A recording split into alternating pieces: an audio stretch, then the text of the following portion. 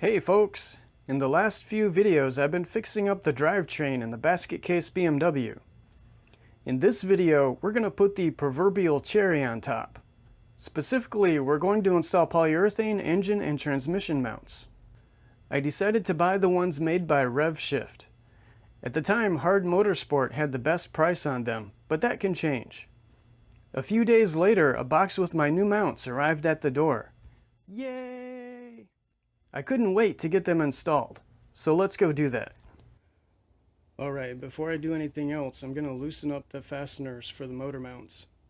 The one on the top right side is pretty easy to get to because of the things I deleted in the area, but it's right there. The one on the left side will be a little bit more of a challenge because it's underneath all this stuff.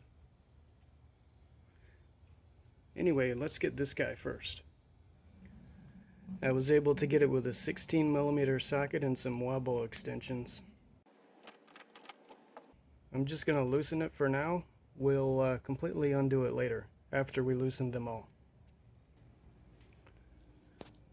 On this side, I need to move some things out of the way. So for example, the MAF sensor and this intake elbow need to come out. To get those out, we need to undo these two clips here. This one electrical connection, this vacuum hose connection, and one of these hose clamps.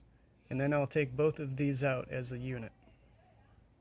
For those hose clamps, it helps to have a long screwdriver. It takes a 6mm socket. Next, we'll remove the F connector from the intake boot.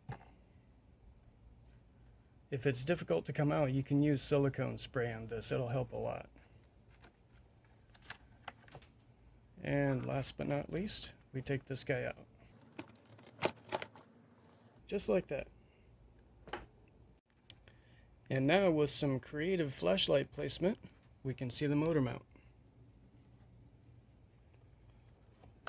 It's right there. Once again, it's a 16mm socket. You'll need a bunch of sockets, preferably wobble extensions, maybe a U-joint, depending. Anyway, let's loosen that up and move on. Once again, we're just going to loosen it. We're not going to completely remove it till later. Okay, moving on to the underside of the car. This is the motor mount nut on the left side. This is the one underneath the intake stuff.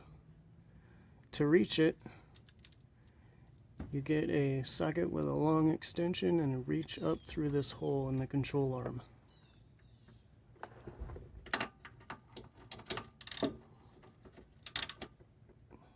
Just like that.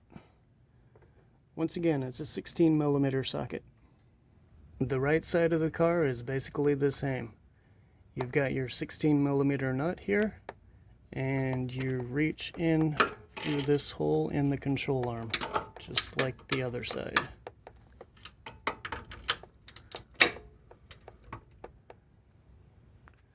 On second thought, I don't see any point in leaving those nuts in place. It's not like the engine is going to fall down or anything, so I'm going to go ahead and remove them now. I'm going to do this with all four of them. Okay, now that the mounts are loose, it's time to jack up the engine to get the old mounts out. I'm using the floor jack to jack up the engine via the oil pan, and you can see I've got some wood blocks to spread the load so I don't punch a hole in the oil pan.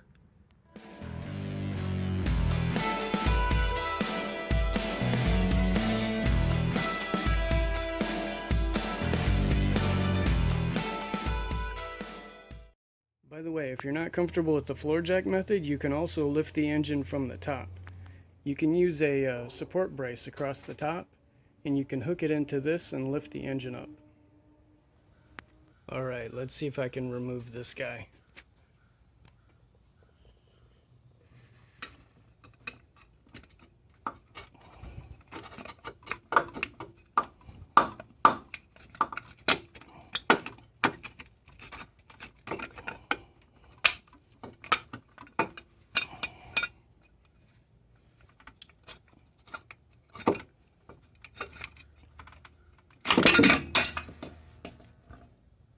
That'll work. Let's get the other side. This one's more tricky. I think I might need to get it from underneath. Yeah, for this one I'm going to reach in from the wheel well underneath. It's still pretty awkward, but we'll get it done. The question is how to do this with one hand without blocking the camera view. Oh, hey.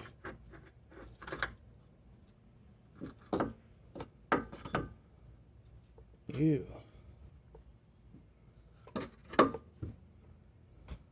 Wait, where's the rest of it?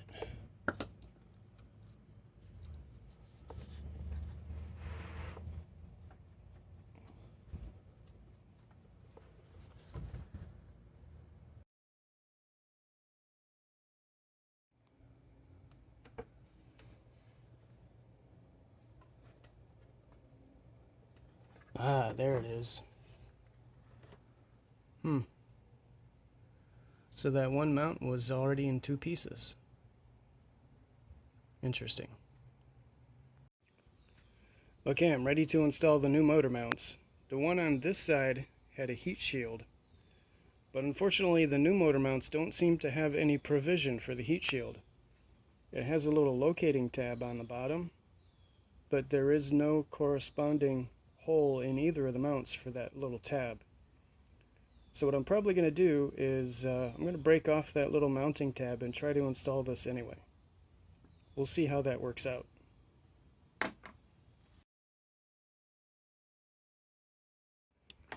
Alright, this guy's ready to install. The little tab was really easy to break off. I just used a pair of pliers. Also, I cleaned it up. One last thing, the instructions talk about removing the mounting studs to make it easier to install these, but I'm going to try to avoid that. The reason for that is I don't want to risk cross-threading these studs when I reinstall them. We'll see how that goes. By the way, the mounts need to be installed in a certain orientation. If you see these holes in the cross member, that one's just a hole. This is where the stud goes through, and this is where the tab on the bottom of the mount goes through. If you look on the bottom of the mount, of course there's the stud and there's that tab I'm talking about. So the mount actually installs in that orientation. Plot twist! I had to remove the cowl to make enough room to jack the engine up. Also, I noticed the whole engine is tilting over to the side like that. So this mount was super easy to install because there was plenty of room. But on this side, not so much, because the mount is actually tilting down like that. So I'm going to install this mount, then jack the engine up, which will tilt the whole engine like this, and then I'll be able to install that one. This is that left side mount I was talking about. This guy was super easy to install. After installing the left side mount, I jacked up the engine a little bit to make enough room for the right side mount. Then I lowered the engine back down onto the mounts and tightened the nuts.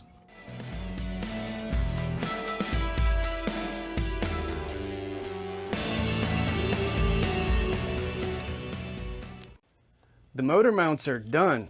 Now it's time to replace the transmission mounts. I jacked up the transmission just a little bit to take the weight off the transmission crossmember. To replace the transmission mounts, I have to remove the transmission crossmember, which is this piece here. It has 4 bolts that attach it to the body of the car, and also each mount has one nut that attaches to the crossmember. We'll have to undo all 6 of those fasteners, of course with the transmission supported by the jack. All 6 of the fasteners are 13 millimeter. And actually, while we're here, there's one of the transmission mounts right up there.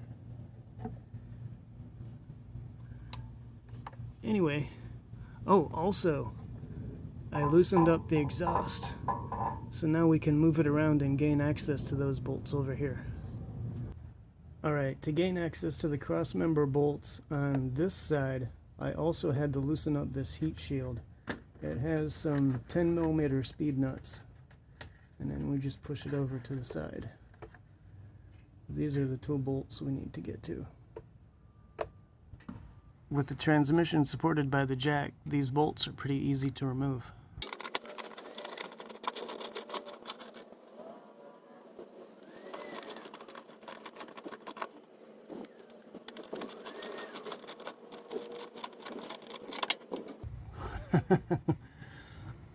One of those mounts is broken in half too. Fun. Okay, actually both transmission mounts are broken. That's pretty funny.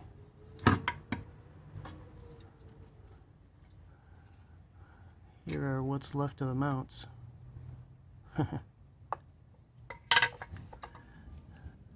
Here's a better look at those transmission mounts and the mounting hardware.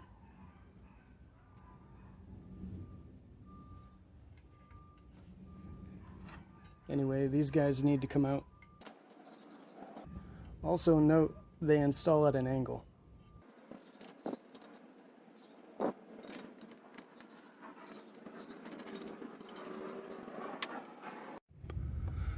We still need to remove the tops of the mounts too. There's one of them right there. The space in there is pretty tight, but maybe I can get a 13mm spanner in there. We'll see how it goes. Okay, I was able to get a spanner in there, but for some reason those nuts were really tight. I had to double wrench it. At least these are easy to remove. They just slide right off the back. They've got a little locating tab to keep them in the groove too. I'll have to remember that when I install the new ones. Here's a look at the old mounts. 3 of the 4 were broken. That's pretty funny. You know what's even more funny? I drag raced the car 3 times on those broken mounts. Okay, unfortunately the new mounts don't have those locating tabs on top, so they're not going to align themselves in that groove. However, they do have cutouts on the bottom for the mounting tabs on the crossover. So apparently I have to install these in the crossover first, like that, and then install the whole thing into the car. That's going to make things more difficult because these nuts on the top are going to be really difficult to get to with this cross member in the way. I'll have to figure something out. Okay, I got it to fit. Like I mentioned earlier, I had to put the mounts on the cross member first and then lift the entire thing into place. In order to make room for me to do that, I had to detach this guy so the exhaust could hang down a little bit more.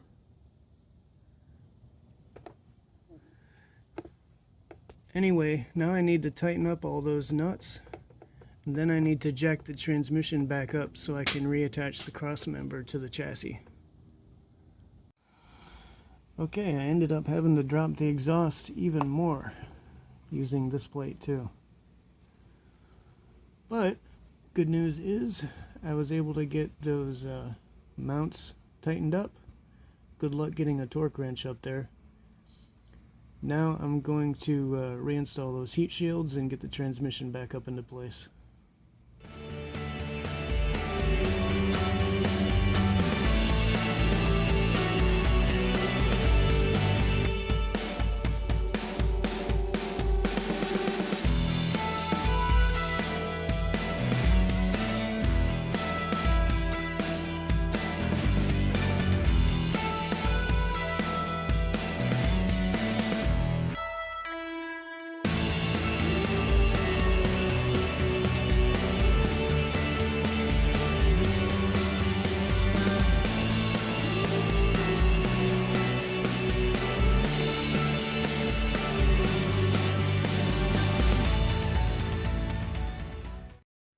Actually, I had to reinstall the transmission cross member first.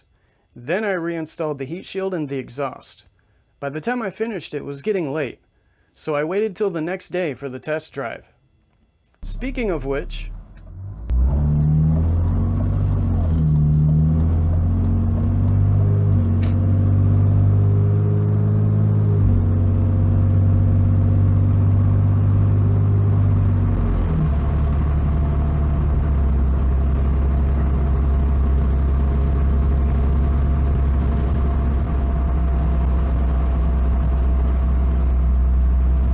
Okay, so driving normally, I feel just a little bit of vibration through the steering wheel and a little bit through the floor, but it's nothing major. Also, I'm driving with the windows open because Florida, hashtag AC delete. Hopefully the wind noise isn't too bad.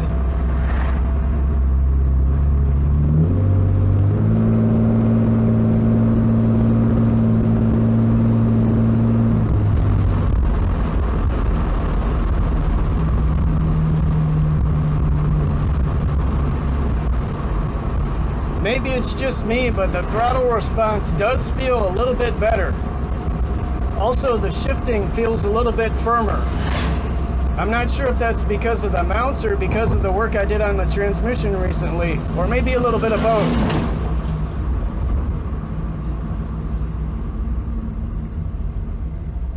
However, one side I did notice,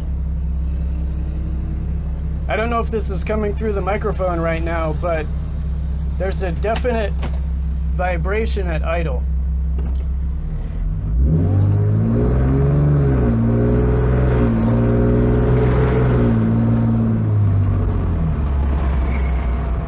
Seems like it only happens at idle. The entire interior of the car resonates with a deep rumble. But as soon as the engine revs up above idle, it goes away. Now, that may be partly because the whole interior is stripped out.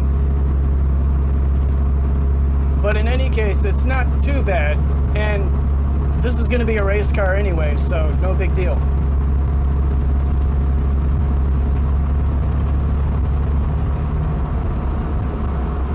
So all in all, I'm calling this a win.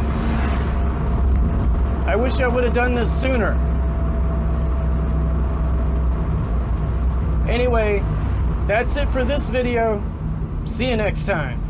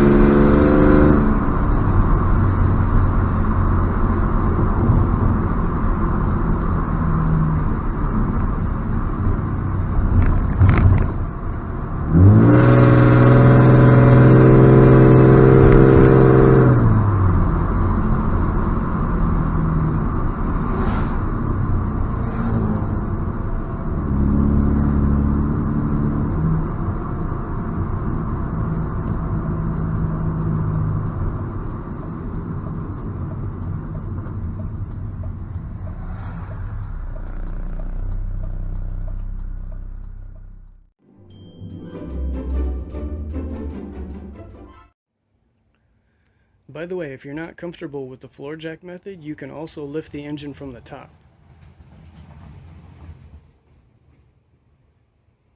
The reason for that is I don't want to risk cross-threading these struts. Okay, unfortunately the new mounts don't have the locating tabs on top to help, right.